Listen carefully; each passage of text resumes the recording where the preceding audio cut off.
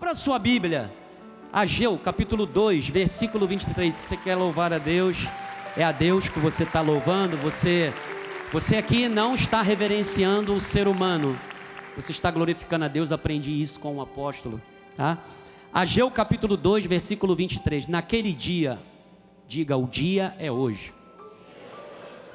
Diz o Senhor dos Exércitos, diga, Deus está falando a minha vida, ao meu coração.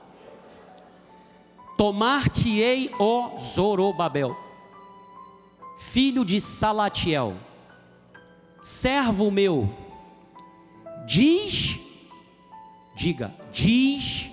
o Senhor. Agora, Deus está falando com você. Eu te farei como um anel de selar. Porque, diga, Deus me escolheu. Diga, Deus me selou. Ele é o Senhor dos Exércitos. Eu creio e eu recebo para a minha vida. Agora vamos orar em nome de Jesus.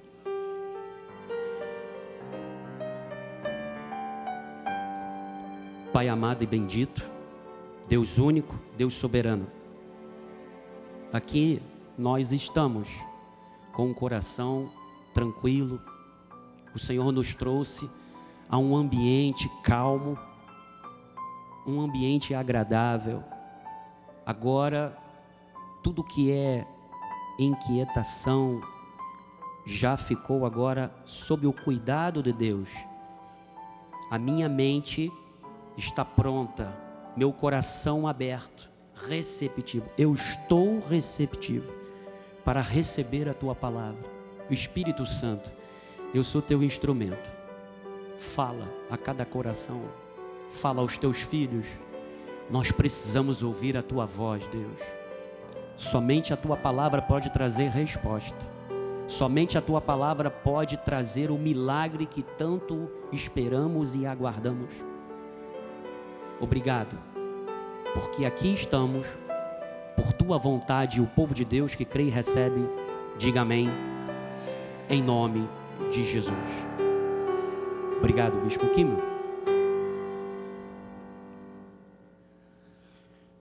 Amados de Deus, 2026 não é apenas um ano no calendário. 2026 é profético. Deus está tratando de identidade, autoridade e de pertencimento. Você não está aqui aleatoriamente. Você está aqui porque você é filha de Deus, você é filho de Deus e você é propriedade exclusiva de Deus. Quando Deus fala de selo, Deus está dizendo: eu assino, eu confirmo, eu garanto, sou eu quem sustento. Então em 2026, a nossa casa não viverá de promessas sem sentido, mas viveremos as promessas que foram seladas por Deus. Então, na sua mente, vamos aqui pensar um pouco. Vamos olhar para esse contexto aqui de Zorobabel, da reconstrução da casa do Senhor, do retorno de um cativeiro babilônico, sabe, de uma nação que estava sob ruínas, 50 anos dentro de um cativeiro. Agora pense só, o povo finalmente voltando do cativeiro, com o coração cheio de expectativa. Mas quando eles pisam em Jerusalém, o que encontram não é um lar, é um campo de ruínas. A poeira no ar, pedras quebradas no chão, o mato subindo onde antes era um caminho. A cidade parece um corpo sem vida. E o templo A casa de Deus, que antes era uma casa gloriosa quando Salomão a construiu, estava em escombros, estava abandonada. Alguns olham e suspiram e dizem: não sobrou nada, por onde a gente começa? E sem perceber a resposta, começa a nascer do medo e do cansaço. Vamos começar pela nossa própria casa. Vamos cuidar do que é nosso. Porque isso aqui está complexo demais. E assim, amados, o depois vai virando abrigo. O depois vai virando desculpa, deixa para depois. O depois vai virando teologia, ainda não é o tempo. Sabe o que é isso? É quando a gente confunde sobrevivência com direção, é o modo sobrevivência. É quando a gente chama de prudência o que na verdade, lá no fundo, é paralisia, é medo. É quando o coração já desistiu por dentro, mas a boca ainda tenta, justificar aquilo que já está morto lá dentro. Agora imagina só Zorobabel no meio desse cenário, irmão.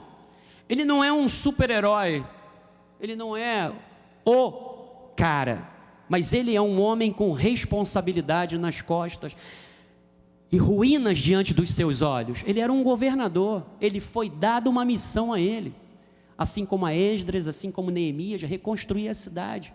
E quando o rei selava, aquilo era um decreto, tinha que ser feito.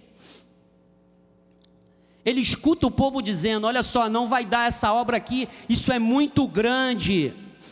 O passado era melhor, o presente é pequeno demais. Então é nessa hora que o desânimo não é só o cansaço, é uma tentação espiritual. Porque o desânimo, amado, é quando o coração decide que Deus não vai mais fazer. Então, olha, Deus intervém. E Deus não começa mandando dinheiro, não começa enviando um exército. Deus não começa de maneira espetacular, algo que aos nossos olhos cria, um impacto. Mas Ele começa com uma palavra: considerai os vossos caminhos, considerai o vosso passado. Deus está dizendo: vocês estão chamando de tempo aquilo que é só conveniência, vocês estão chamando de vontade aquilo que é só conforto. Então é aqui que a história muda, porque Deus levanta Zorobabel e ao mesmo tempo Ele diz: eu estou assinando esse teu recomeço, eu escolhi você, eu te farei como um anel de selar. Ou seja, você não está reconstruindo apenas paredes, você está reconstruindo o destino de uma nação, o destino da sua geração. Você não está mexendo apenas em pedras, Zorobabel, mas você está mexendo com o futuro. E o que nós vamos fazer aqui hoje, amado, é justamente isso: recomeçar. Nós vamos tratar o nosso futuro. É por isso que Deus disse lá em Ageu 2:23, naquele dia, por isso que eu falei para você, que o dia é hoje. Eu vou tomar você, meu servo, eu te escolhi, eu farei de você como o meu anel de selar, porque eu reservei você para um período de restauração total. Então, amados, quando a visão de Deus é embaçada, a vida se torna ruínas, desânimo.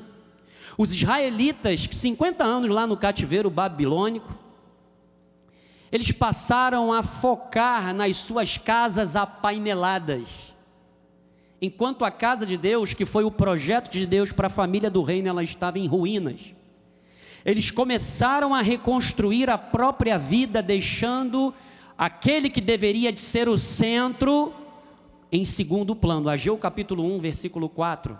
Coloca lá, HJ. Acaso é tempo de habitardes vós em casas apaineladas, enquanto esta casa permanece em ruínas? Isso daqui revela o coração humano. Quando a pressão aperta, todo mundo entra no modo sobrevivência. Sem perceber, amado, Deus deixa de ser a base, a prioridade. E o problema não era a falta da Bíblia, era a falta de discernimento. Eles começaram a chamar de vontade de Deus aquilo que combinava com conforto e com medo do passado e da frustração. Muitas das vezes nós chamamos de vontade de Deus algo que nós estamos paralisados em fazer. Não é da vontade de Deus, não é o tempo de Deus. Era o que eles estavam fazendo. Eles, quando chegaram em Jerusalém, eles ficaram 16 anos com essa obra parada, porque eles entendiam que não era o tempo de Deus. Mas o tempo de Deus para a sua vida, amado, chega e chega com força. Então Deus expõe, sabe, o auto-engano, aquilo que o inimigo estava gerando nas suas mentes, no seu abatimento. Deus expõe de uma maneira repetida. Ele diz: considerai, versículo 5, HJ, considerai o que? O vosso passado. Versículo 7, assim diz o Senhor dos Exércitos, considerai o que? O vosso. Deus falou 2 vezes. Então olha só, hoje você tem que sair daqui dizendo assim: eu não vou mais confundir conveniência com direção de Deus. O que Deus selou não será adiado. Você não vai mais procrastinar nada na tua vida. Bispo, por que as pessoas procrastinam? Porque às vezes elas estão diante de algo muito grande, muito complexo para se mudar. Então ela paralisa. Depois, lembra? Depois, deixa para depois. Não é o tempo, não é o tempo de Deus, não é para agora, é para depois. Deixa para depois e você vai empurrando aquilo com a barriga. Às vezes a pessoa não quer tomar uma decisão, uma atitude para resolver determinado assunto, porque aquilo vai colocar ela em contato com alguns sentimentos que não vão deixar ela confortável. Mas olha só, se você tem algo grande e complexo para resolver, se organize. Não dá para fazer tudo de uma vez, faça por parte. O que não podemos é deixar de fazer. Nós não podemos fazer como os israelitas. Não é o tempo, é sim. O tempo de Deus é hoje. Então Deus, Ele vem cortar o mal pela raiz. Porque o problema dos judeus lá atrás é o mesmo de muitos, é o problema nosso de hoje em dia. É o desânimo. Então Deus traz o encorajamento. O problema deles é que eles sofriam de desânimo espiritual. Ageu capítulo 1, versículo 2. Assim fala o Senhor dos Exércitos. Esse povo diz: não veio ainda o tempo em que a casa do Senhor deve ser edificada. Foi quando eles ficaram 16 anos parados, desde o lançamento da pedra fundamental. E hoje, os judeus naquela época estavam olhando o passado, comparando o passado com o presente. Eles estavam sem perspectiva do futuro. Por quê? Porque eles tinham na mente deles o primeiro templo de Salomão. Quando você olha para os sacerdotes, alguns que viram ainda o templo de pé, que eram anciãos, eles vieram às lágrimas, porque eles se lembraram do tempo glorioso que eles tinham de pé anteriormente. Esdras 3, 11, 12 diz: cantavam alternadamente, louvando e rendendo graças ao Senhor com estas palavras: Ele é bom, porque a sua misericórdia dura para sempre sobre Israel. E todo o povo jubilou em altas vozes, louvando ao Senhor por se terem lançado os alicerces da casa. Veja bem, eles começaram com alegria, com empolgação, com motivação. Agora olha só quem viu o outro tempo. Porém, muitos dos sacerdotes e levitas e cabeças de famílias já idosos, que viram a primeira casa, o que aconteceu? Choraram em alta voz, quando à sua vista foram lançados os alicerces desta casa. Olha só, isso é atual, amado. Quantas famílias travam hoje porque vivem de comparação? Isso frustra. Quando melhorar, aí a gente faz alguma coisa. Quando der, porque ainda não é o tempo. Vamos esperar o tempo de Deus para resolver a nossa situação, seja dentro de casa, seja no trabalho. O problema é atual também. Então, amado, a paralisia não vai governar a tua nem a minha casa, porque Deus está liberando discernimento e coragem para uma reconstrução total. E aí Deus, ele vem com um despertamento. Você lembra que no Antigo Testamento, quando trombetas tocavam, pré-anunciavam o quê? Eventos de guerra, chamamento para culto, para celebração de festas. Deus, quando levantava profetas, havia um oráculo pelo qual tinha que ser revelado e que tinha que ser encaminhado a um povo, a uma nação. Deus tinha que interromper aquele desânimo com uma palavra. Ageu 2:9.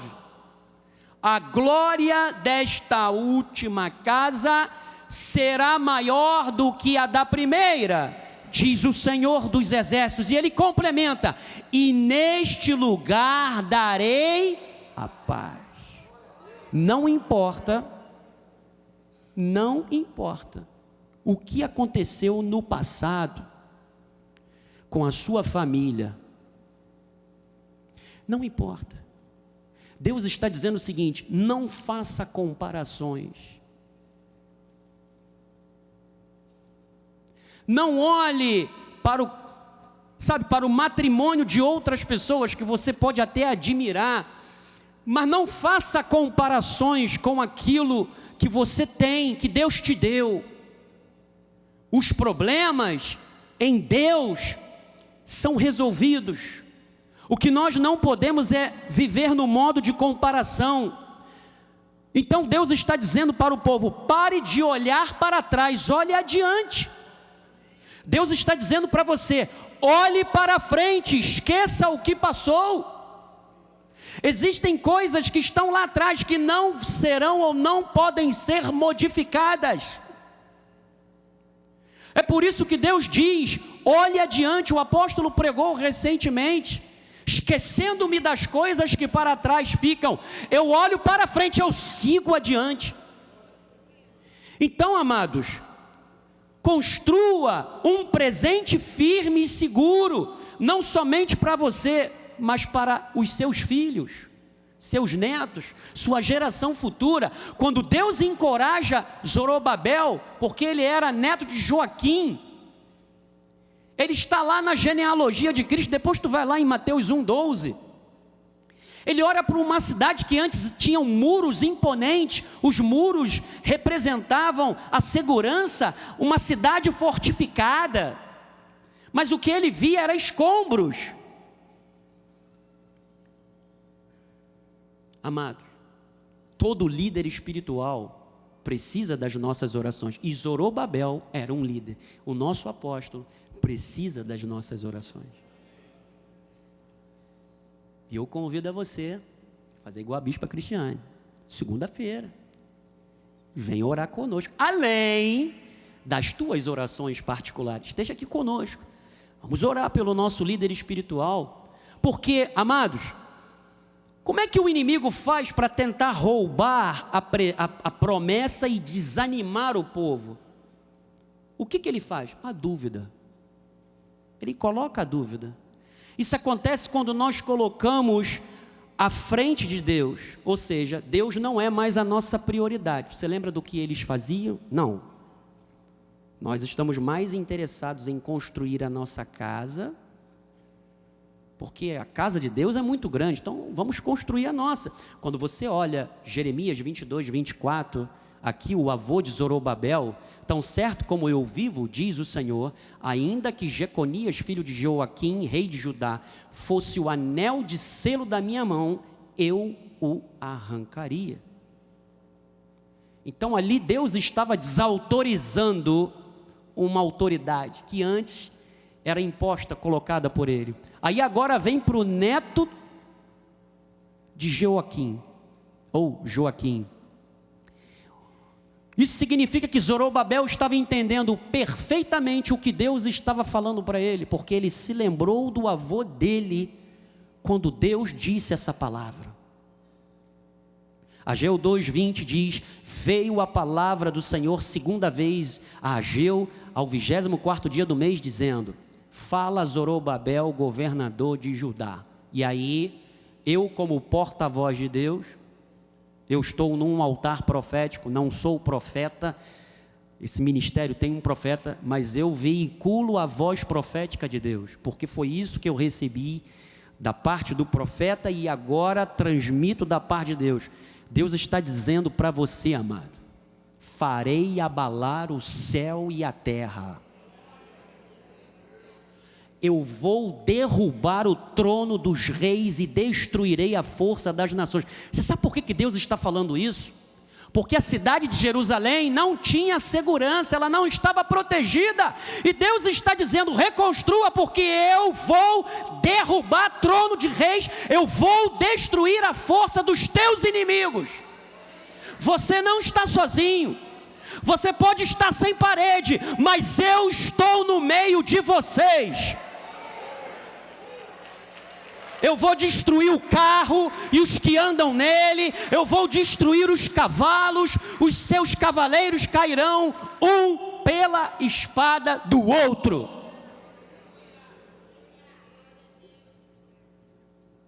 E aí ele diz: olha, eu escolhi você, Zorobabel, eu fiz de você como um anel de selar.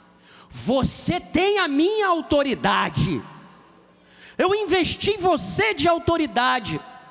Deus está dizendo para você: eu te dei autoridade, amado, não somente para reconstruir, mas eu estou te autorizando para coisas novas, um novo tempo, algo novo de Deus se manifestando nas nossas vidas, que o inimigo não terá como adiar na tua vida, ainda que você esteja se sentindo sem defesas, sem proteção. O Senhor é aquele que está na tua vida.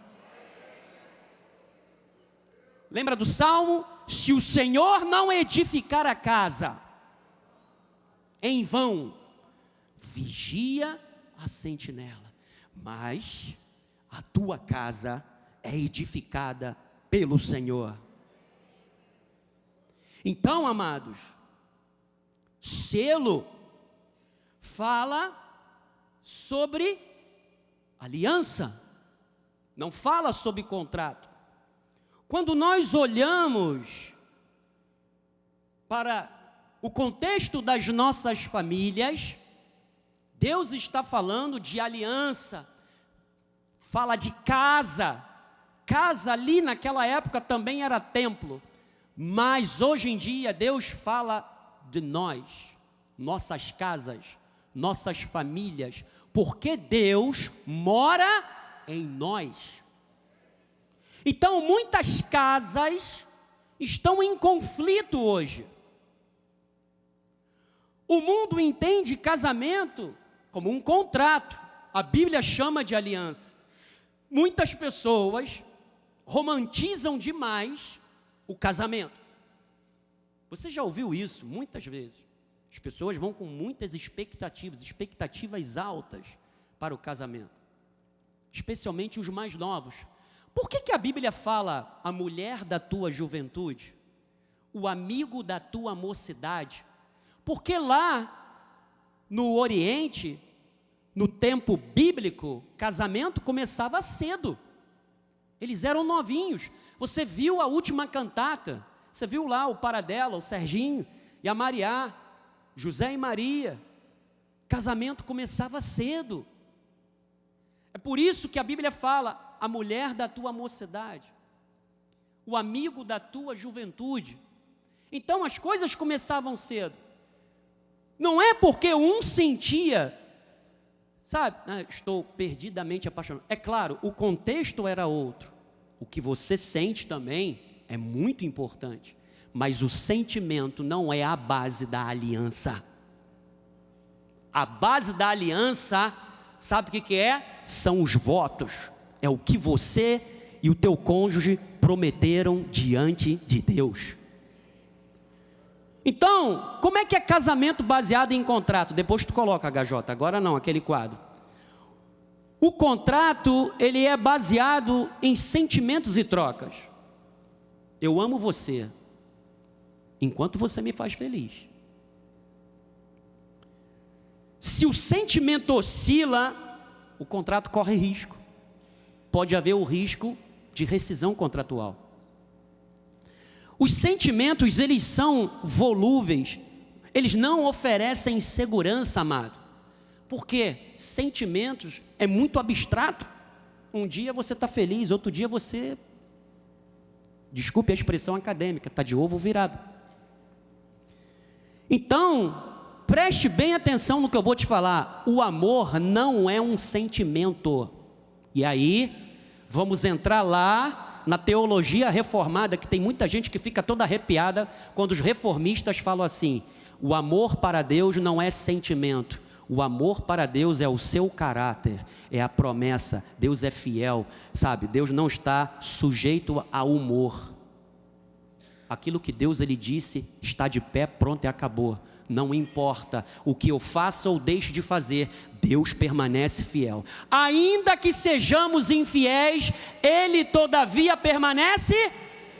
E qual é o comportamento que Deus requer de homem e de mulher? O mesmo. Então, amados, o amor não é um sentimento, uma emoção. Isso aí é crença, isso é romantismo da sociedade, isso é cultural, amado. Mas segundo a Bíblia, o amor conjugal é uma aliança. Tanto é que há mulheres e homens que quando ficam viúvos, decidem pela viuvez. Tal é a forma como eles amaram, se comprometeram, e isso vai de cada um, pelo amor de Deus. Então uma promessa feita diante de Deus. HJ, você pode botar aquele quadro, ali ó, eu fiz ali bem simples, ó. Contrato versus aliança. As características do contrato. O contrato é baseado no que eu sinto. E o casamento? Em Deus. O fundamento do contrato é baseado em interesses e sentimentos, porque é humano. Aliança com Deus, baseada em uma promessa, em um sacrifício. Você vai entender isso aqui rapidinho. E qual é a condição? Se você fizer, eu faço. É claro, amados, nós queremos ser correspondidos, isso é normal. Está entendendo? O que não pode é ser fundamento, base, para você estar com o seu cônjuge. E na aliança com Deus, até que a morte os separe. Agora, olha como é que é o selo num contrato. É uma assinatura. Você vai lá no cartório, dá a entrada, assina, você casa na igreja, o apóstolo, os bispos ou os pastores representam o juiz de paz, ali você assina, sabe? Agora, na aliança, o selo é de Deus. É para sempre. É eterno. Gente, a coisa é séria. A aliança é baseada em uma promessa, em um selo onde Deus é testemunha. Malaquias 2,13, HJ.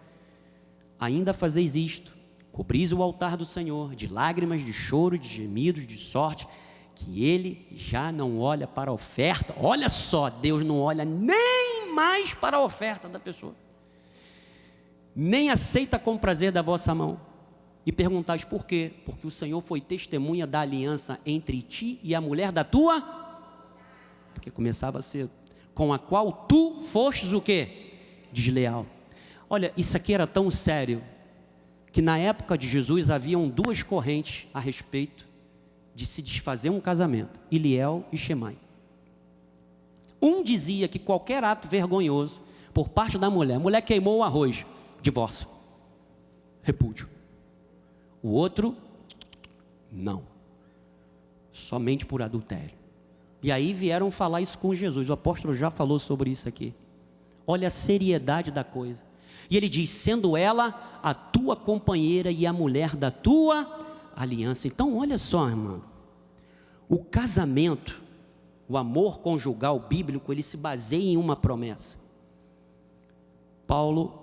Malaquias está dizendo, eu fui testemunha dos votos que vocês fizeram.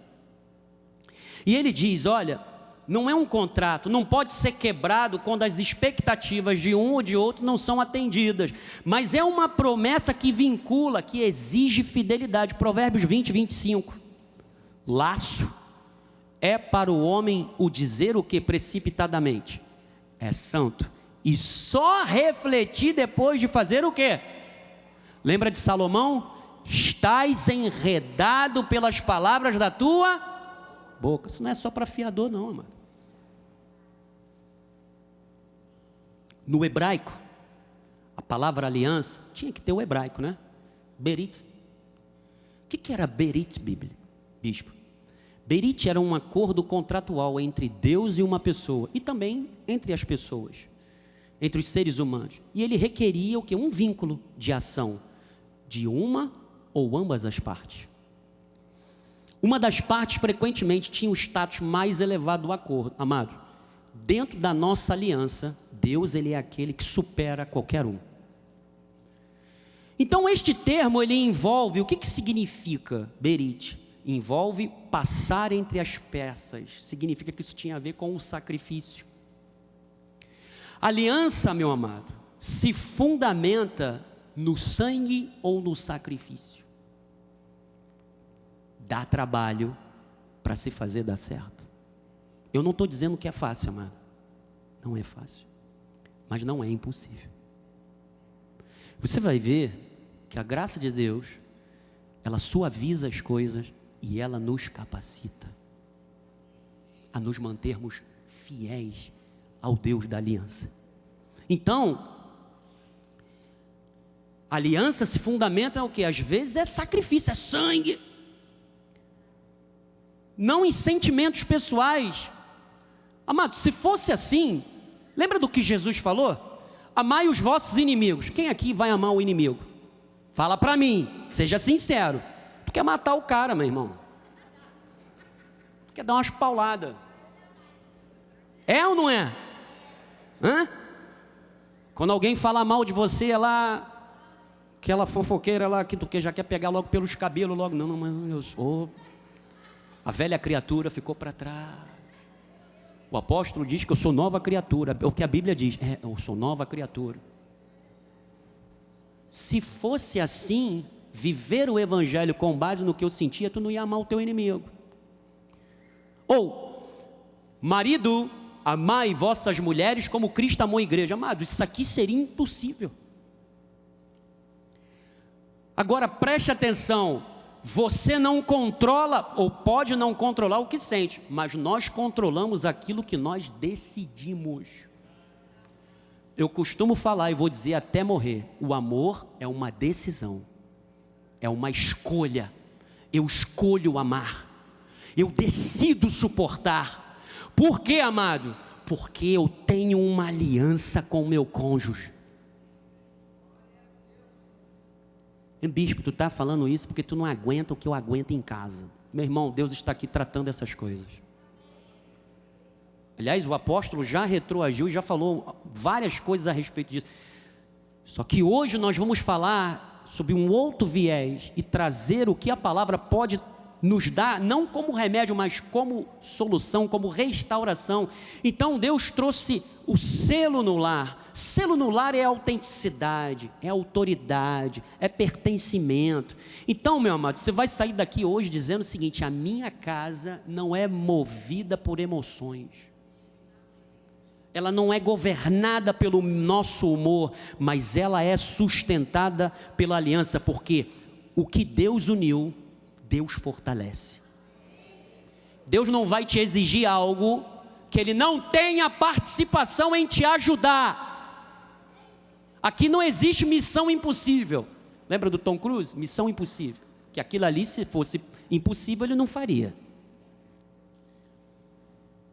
Mas olha, o selo no mundo antigo era uma garantia do casamento. Cantares de Salomão 8,6. Põe-me como o quê? Selo sobre o seu, mas também sobre o teu braço. Isso era o quê? Era uma marca. Porque o amor é forte como a morte e duro como a sepultura. O ciúme, as suas brasas são brasas de fogo, são veementes labaredas. Então, no mundo antigo, selo era a autenticidade, era a prova que o casamento, a união era legítima perante o rei. Ele tinha uma autoridade, um decreto selado pelo rei era irrevogável. Esther 8:8. Escreve, pois, aos judeus, como bem vos parecer em nome do rei, selai-o com o anel do rei, porque os decretos feitos em nome do rei, e que com o seu anel se selam, o que acontece? Não se podem revogar.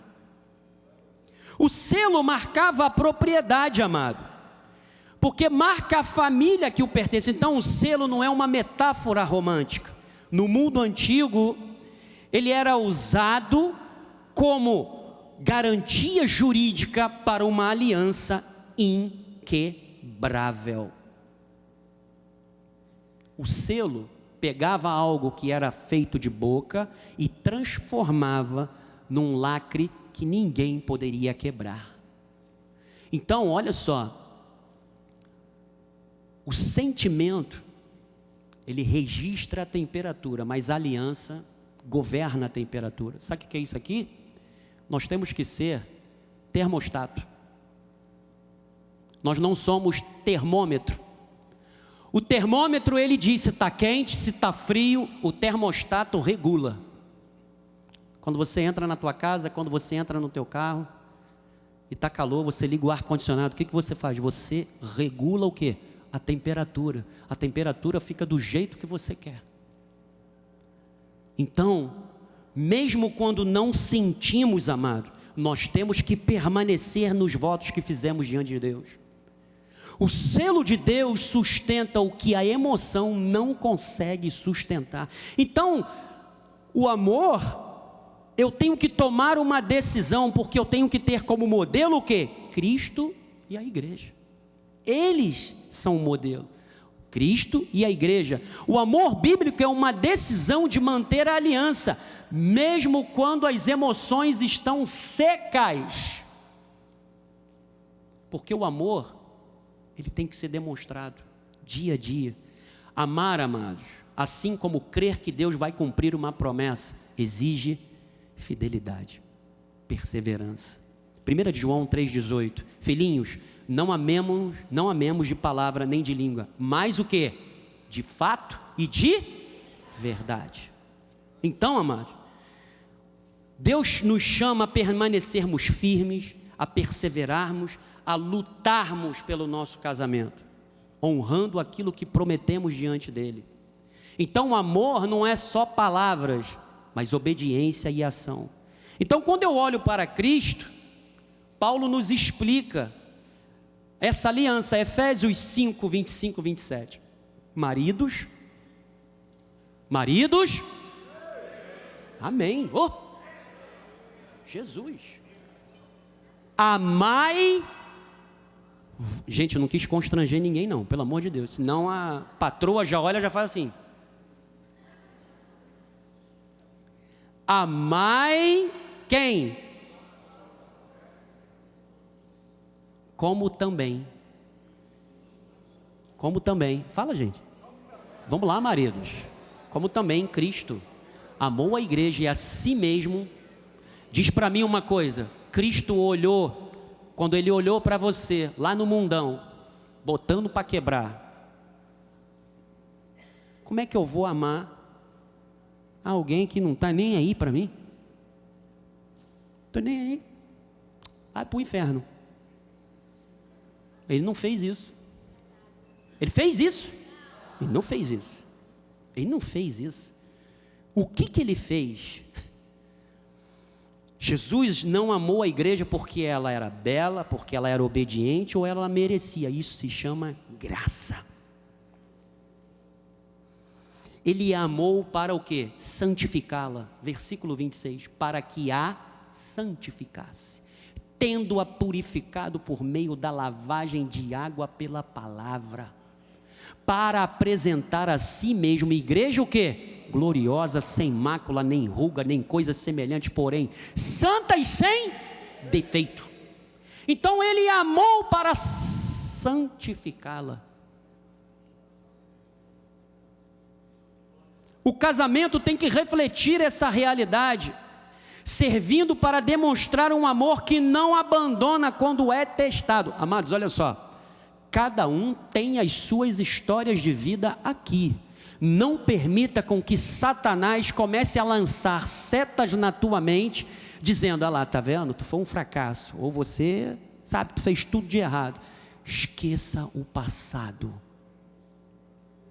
Quando a Bíblia fala de restauração, ele não está falando só dos casamentos que estão em ruínas, mas ele também está falando daquelas pessoas que estão em ruínas após um casamento que não deu certo. E Deus tem restauração para tudo isso.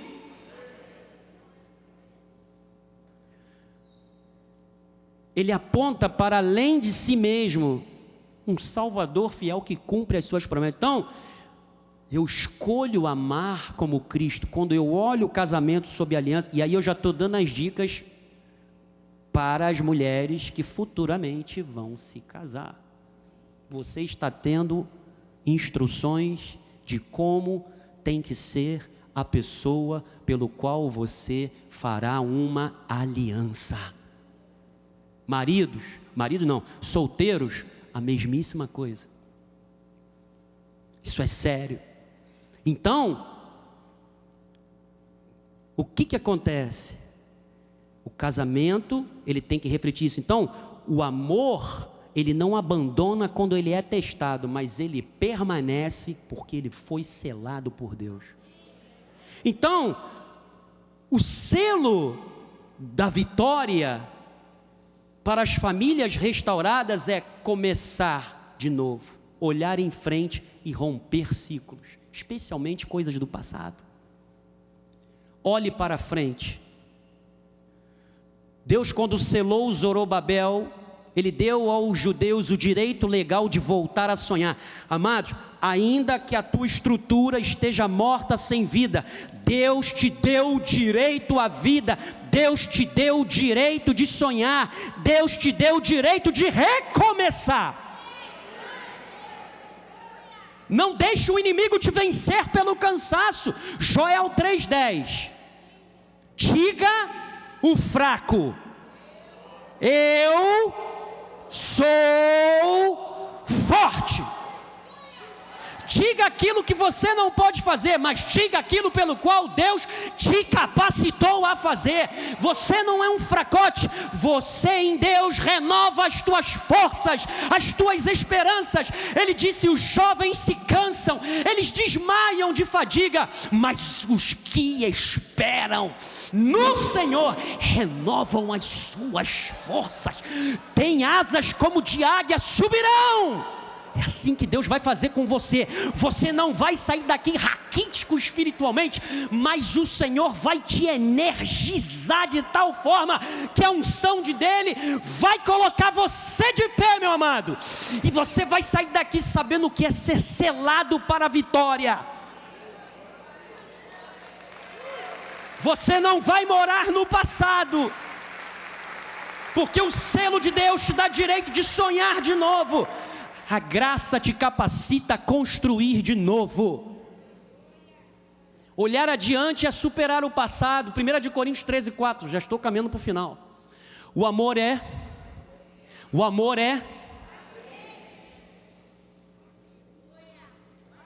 ele é benigno. O amor não arde, ciúmes é nosso. Eu sinto ciúme. Não se ufana. Ele não se ensoberbece. Ele não se conduz o quê? Inconvenientemente. Tem gente aqui que pensa que isso aqui são só palavras que vão refletir sensualidade. Não, não. É como você trata o seu cônjuge, seu próximo. O amor não se conduz inconvenientemente. Ele não procura o quê? Os seus interesses.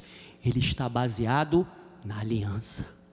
Ele não se exaspera, não se ressente o quê? Do mal. Sabe qual é o grande problema quando a gente peca dentro do casamento? Tudo bem, a gente peca contra o nosso cônjuge, mas primeiro a gente peca contra Deus. Tem gente que põe Deus em segundo lugar. Não, primeiro eu vou pecar aqui com ela, vou pedir perdão a Deus. E aí o que acontece quando marido e mulher estão se engalfinhando? As orações são interrompidas. Olha como é que é sério. É muito sério. Então, você vai sair daqui. Volta. Não se alegra com a injustiça, por favor. Mas regozija-se com o quê? Com a verdade. Tudo sofre. Tudo crê. Tudo espera. Tudo suporta. Agora, olha que maravilha. O amor jamais acaba. Nós temos uma promessa, que um dia estaremos com Ele, porque o amor jamais acaba. Havendo profecias, desaparecerão. Línguas cessarão. Havendo ciência, passará. Só que o amor, amor, aí se você continuar, vem a fé, a esperança e o amor. O maior deles todos é o amor. Então, ouvido isto, agora, lembra que eu falei que nós temos que ser termostatos? Vamos para o final agora, e não termômetro. Uma casa com temperatura. Eu sei que a mensagem está um pouco longa, porque a necessidade de nós absorvermos aquilo que Deus está transmitindo. Imagina uma casa comum e uma família, como tantas outras, gente trabalhadora, gente que ama a Deus, mas está cansada. É a rotina, é o corre-corre, chegam as contas, os compromissos apertam, e quando o cansaço entra, as prioridades brigam pelo volante, as prioridades pessoais. É o celular tocando, tua mente vai longe, são as notificações, são os e-mails, são as cobranças, são os prazos que você tem que cumprir, você está com a tua agenda lotada. Agora olha só, sem perceber, a casa vai ficando fria. Não porque acabou o amor, o altar ficou para depois.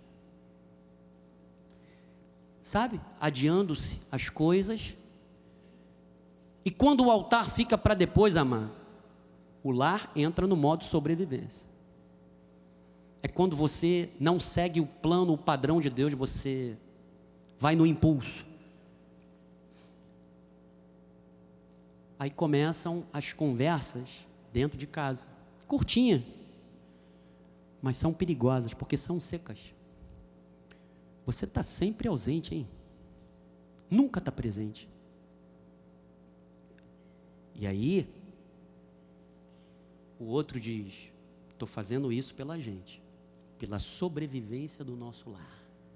As coisas estão difíceis e em minutos, ali, aquele ambiente, aquela sala vira um tribunal, amado. um tentando se defender do outro, é um tentando provar o seu ponto de vista. O que deveria ser um abrigo, acolhimento, proteção, vira um tribunal. Sabe qual é o detalhe? Famílias não estão morrendo por falta de informação, estão morrendo por falta de alinhamento, conhecimento de Deus. Porque quando a vida é governada pelo cansaço e pelo ressentimento, a gente faz uma troca. O que era aliança vira contrato. A gente começa a dizer mesmo sem perceber. Eu continuo, mas eu tenho que sentir alguma coisa. Eu até fico, mas você tem que mudar. Eu quero te amar, mas você tem que fazer por merecer. Só que aí Deus entra nessa casa e Ele vem com uma simples pergunta: quem regula a temperatura? Quem governa? É o sentimento ou é o selo? E aí, quando a voz de Deus fala, quando a voz de Deus entra, a família entende: o sentimento mede a temperatura, o sentimento é o termômetro, mas a aliança governa a temperatura, a aliança é o termostato. Então eles decidem voltar ao essencial, ao que deve regular as nossas vidas. Eles voltam à palavra de Deus, à vontade de Deus. Eles revisam as suas prioridades, eles param de discutir para vencer e começam a se tratar para serem curados.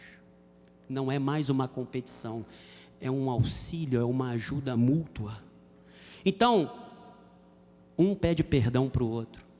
Olha como é que Deus ele trabalha uma restauração. Eles ajustam a postura e Deus volta a ser o centro. O altar volta a ser prioridade. Então, amados, não é mágica. É uma ordem de Deus. Sabe quando Deus deu a ordem ao vale de ossos secos? Quando Deus dá uma ordem, algo acontece. E Deus está dando uma ordem aqui, nesta manhã. Ele está realinhando os nossos corações. Porque sozinhos nós não vamos conseguir manter e cumprir a aliança. Mas Ele, com a sua graça, Ele entra onde a força e a capacidade humana não dá conta. É quando Deus começa a soprar vida sobre aquilo que estava seco. Chegou o momento em que Deus vai soprar nas nossas vidas. A restauração, quando nós olhamos Ezequiel capítulo 37, versículos 1 ao 14, e eu vou lendo e você vai entendendo, porque nós vamos orar. Deus restaura as famílias quando elas compreendem a responsabilidade que elas têm dentro da aliança e elas decidem fazer dar certo. Jovem, você que vai se casar, escute bem o que está sendo dito. A graça de Deus é o sopro que torna o dever da nova aliança em um prazer de convivência. Nós somos capacitados por Deus para amarmos como Ele. Lembra do que Ele falou em João? Nós o amamos porque Ele nos amou primeiro. Então tudo vem de Deus. Quando você olha no versículos 1 a 3, diz assim: veio sobre mim a mão do Senhor, e Ele me levou pelo Espírito do Senhor, e me deixou no meio de um vale que estava cheio de ossos, e me fez andar ao redor deles. Eram muito numerosos na superfície do vale, e estavam o quê? O profeta viu. Quando o profeta vê, significa que Deus dá um diagnóstico. Significa que Deus está preparando um oráculo para trazer restauração de algo. Ali, nesse caso, estava sendo a restauração de Israel como nação. E ele diz no versículo 3: Filho do homem, Acaso poderão reviver estes ossos? E Deus está dizendo para aqueles que estão se sentindo como ossos secos: porventura, ossos secos podem se tornar, pessoas com vidas? Deus está perguntando às famílias: aquilo que está seco, raquítico, morto, porventura pode tornar a ter vida? E o versículo 4, aí ele continua dizendo: Senhor Deus, Tu o sabes. Amado, nós conhecemos a vontade de Deus, sabemos o que é aliança. A nossa resposta tem que ser: Senhor, eu vou permanecer firme em aliança. Senhor, eu creio que Tu podes mudar totalmente a história do meu casamento, a história da minha família, a história da minha vida. O Senhor pode pegar aquilo que é seco, sem vida, morto, e tornar a reviver. Ele diz no versículo 4: disse-me ele, profetiza. Olha a ordem de Deus. Deus manda profetizar. Ossos secos, ouvi o quê? A palavra do Senhor. Nós estamos ouvindo a palavra de Deus. Ele diz: assim diz o Senhor Deus a esses ossos: eis que farei entrar o Espírito em vós e vivereis. Foi dada uma ordem a meu e a teu respeito. Ele diz no versículo 7. Não, volta 6, por favor. Porei tendões sobre vós, farei crescer carne sobre vós estenderei pele, e porei entre vós o quê? O Espírito. Era necessário que a graça entrasse, pois sem o Espírito não havia o quê? Vida. Ele diz: eu porei em vós o Espírito e vivereis e sabereis que eu sou o Senhor. Versículo 7, HJ. Então profetizei segundo me fora o quê? Ordenado. Hoje você vai profetizar conforme a palavra. Enquanto eu profetizava, houve um ruído. Irmãos, olha só, os ossos se juntam. Quando nós cumprimos a ordem de Deus, quando nós profetizamos, eles se juntam. É a família colocando a vida em ordem.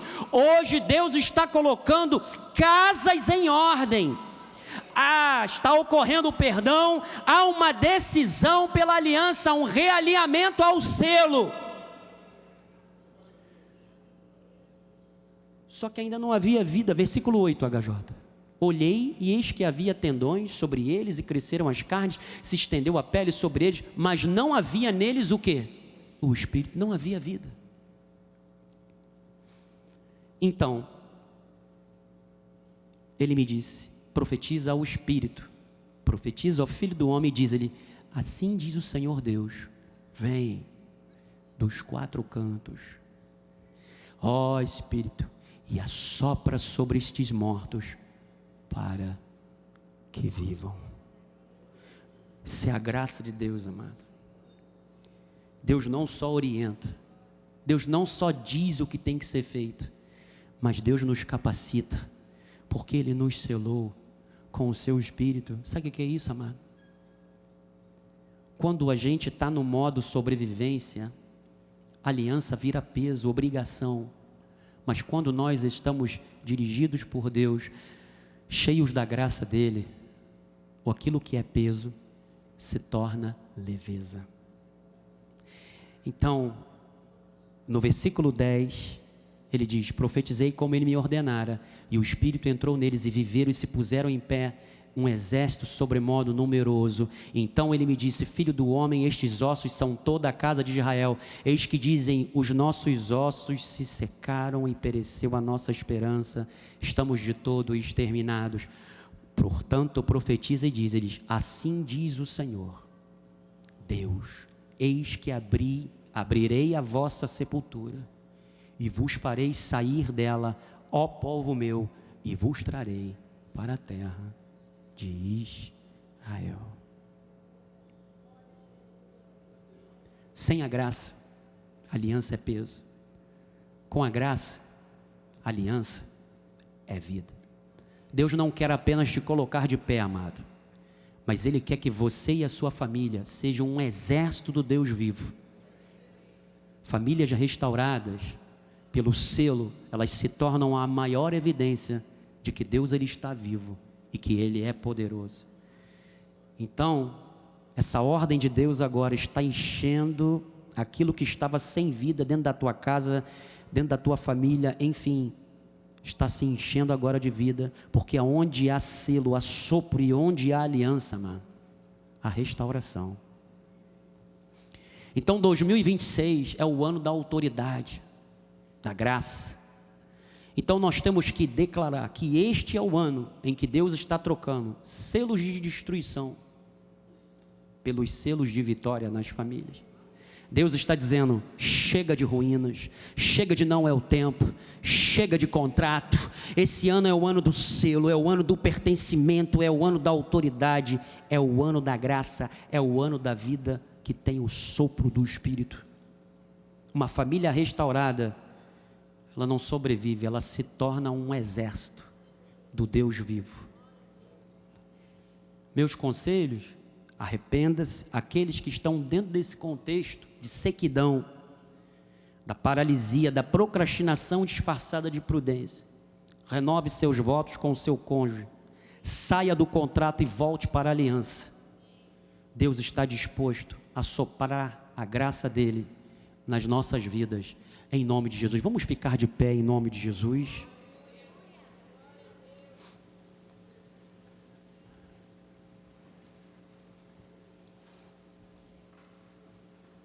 Se você está próximo,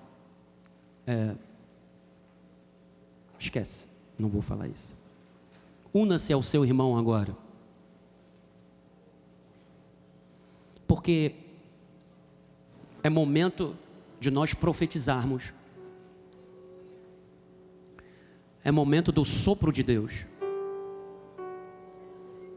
e nós vamos começar a profetizar. Ainda temos 7 minutos. Vamos começar a profetizar sob forma de louvor, de adoração, e estaremos fazendo a oração final. Eu quero interceder pelas famílias, e nós vamos encerrar com a nossa, que eu já tenho feito, temos feito já as segundas-feiras com declaração de fé. Esse hino é um hino, bota lá HJ por favor, é bem conhecido, ok? Eu quero que você agora, quem sabe pode fechar os olhos e cantar, mas se você não sabe, nos acompanha. Eu vou pedir os bispos para nos ajudar, ok? Em nome de Jesus. Profetiza, minha igreja, sobre o vale de ossos secos, profetiza e levanta um clamor poderoso ao teu Deus. Sobre o vale de ossos secos, profetiza nova vida, santidade, abundância de verdade e alegria. Profetiza o amor, a pureza e o perdão, minha igreja.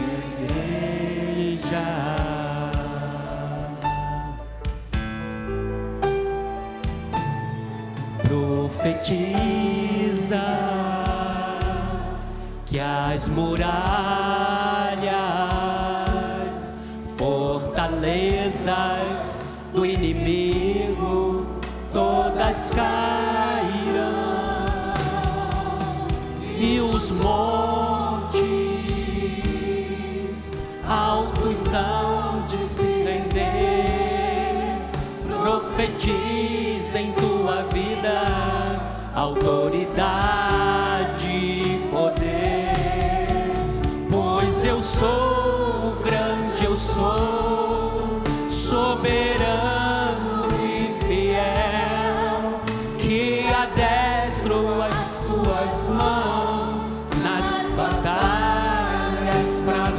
vencer.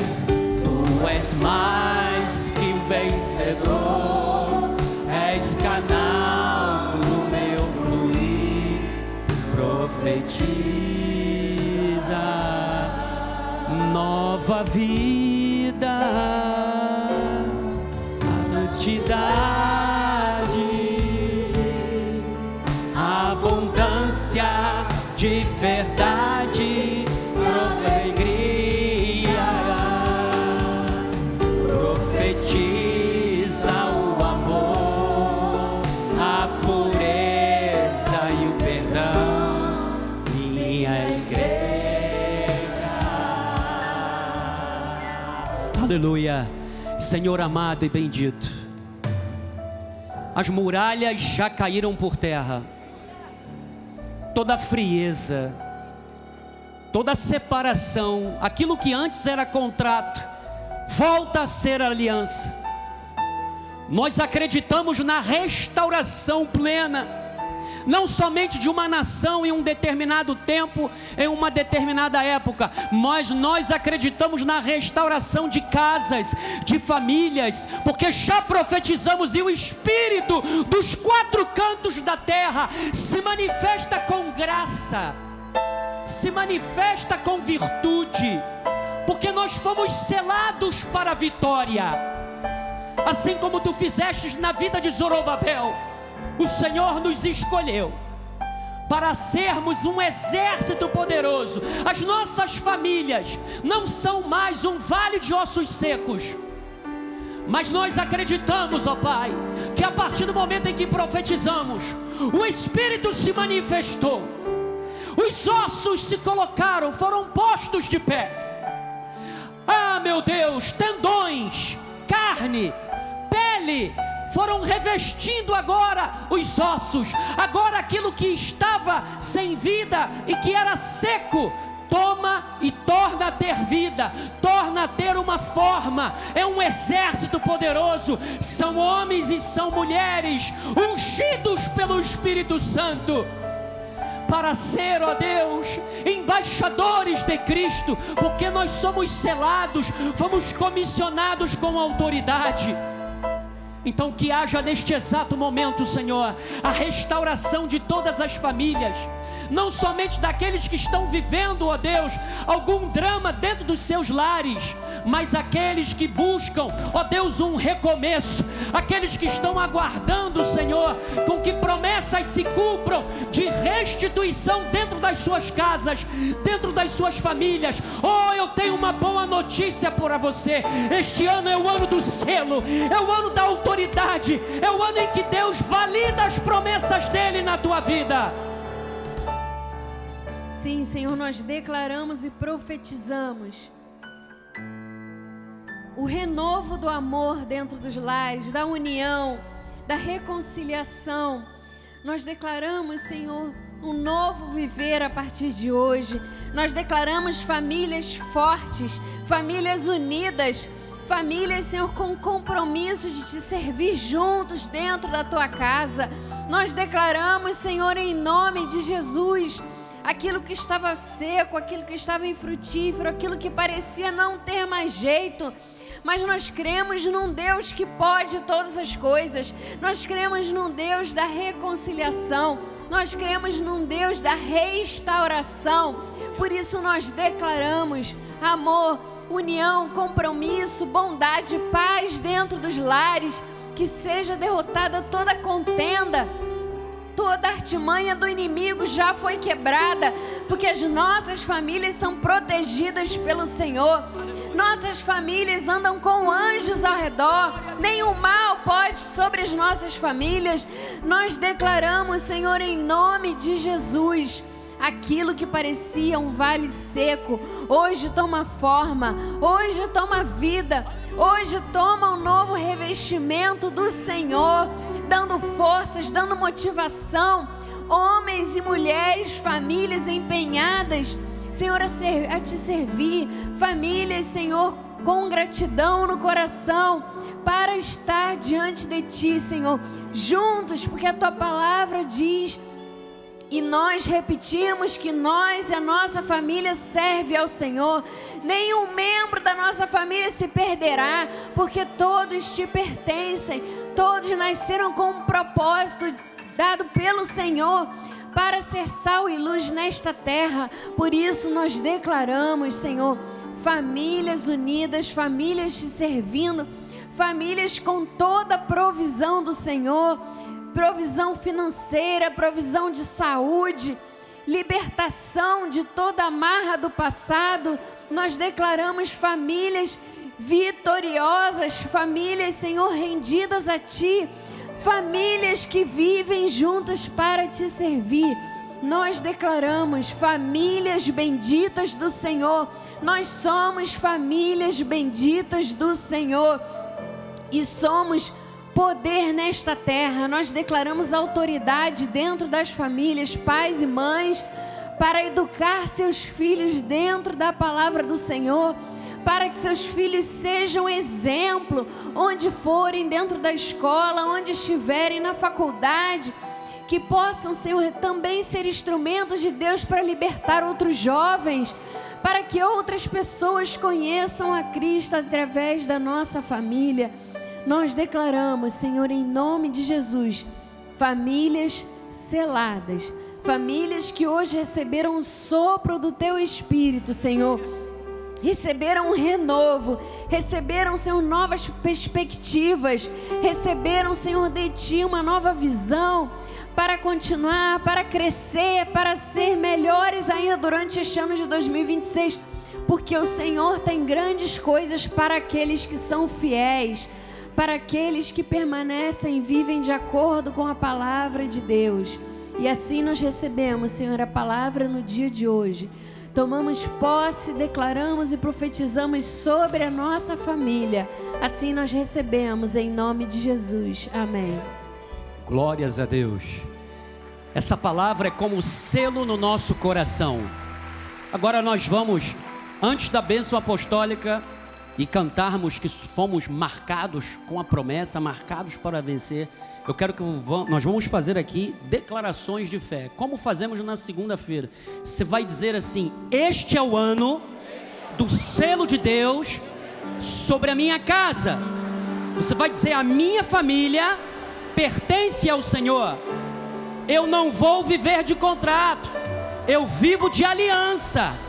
Diga: o sentimento pode oscilar, mas a aliança vai permanecer. Diz: Deus já soprou vida sobre o que estava seco. Diga: eu fui selado com o Espírito Santo da promessa. Diga: Deus não me chamou para sobreviver, mas Ele me chamou para ser um exército seu, para promover o seu reino e a sua glória, em nome de Jesus. A bispa Cristiane vai dar a bênção apostólica, e quem quiser ir já tem liberdade, mas nós vamos encerrar com esse cântico vitorioso em nome de Jesus. Amém. Levante suas mãos para o altar, que a graça de nosso Senhor Jesus Cristo, o amor de Deus, as doces consolações do Espírito Santo estejam para sempre em nossas vidas. Damos aos anjos de Deus que nos guardem e livre todos os nossos caminhos. Chegaremos em casa em paz e segurança.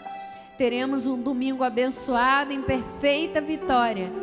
Estaremos de volta às 17 horas para continuar servindo ao Senhor, pois domingo é o dia do Senhor. Assim nós declaramos famílias unidas e fortalecidas te servindo, em nome de Jesus. Amém.